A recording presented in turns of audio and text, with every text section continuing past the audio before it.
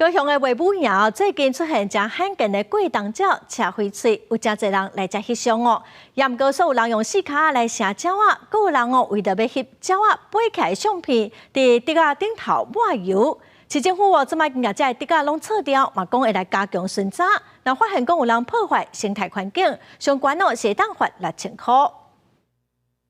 大大的喙，规身躯拢是红色的毛，这是罕见的贵当鸟赤鬼喙车膏出现伫卫武营的模样。真侪鸟友拢走来等要翕记，但是这两天翕到的相片煞是生做安尼，鸟仔脚甲腹肚顶悬，唔知影去搞着啥。12即天有鸟友发现去查才知影，原来是赤鬼喙叶的竹仔顶悬去互人抹牛油，赶紧通报农业局。高雄市野鸟学会表示，这已经影响到自然生态，尤其有鸟友为着要看赤鬼喙，佮用四脚来射鸟仔，希望大家爱自律。讲伊应该是休两天啊，才第继续等于北部，比如日本啊、韩国啊、中国大陆嗰边啊。但是伊即摆留伫遮，对伊来讲是毋是好代志嘛？毋知。但是即摆最近这两家佫发现讲，竟然有人伫迄个竹仔顶个抹牛油。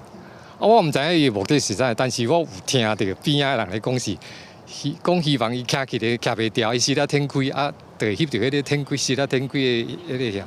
绝对不是好方式，因为不只是滑倒而已，不只是不能猎食而已，它可能会受伤。接到鸟友通报了后，13公分处随派人去甲抹牛油的竹仔拢先除掉刷走。其实进前就捌发生民众为着要翕到鸟仔，甲边仔会扎着的草啊竹仔拢除掉。公园处表示，这破坏公园的行为已经违法，若是查到会依法处罚，因会加强巡查。如有破坏公园环境行为，如违反，将依高雄市公园管理自治条例第20条规定。针对民众为着要翕相用物件来射动物，也是抹牛油这款行为，农业局强调，因为目前的法令无一个真明确的规定，因会先可抗，也且民众爱自律，尊重大自然的规矩。记者柯家族赵阳高雄场报道。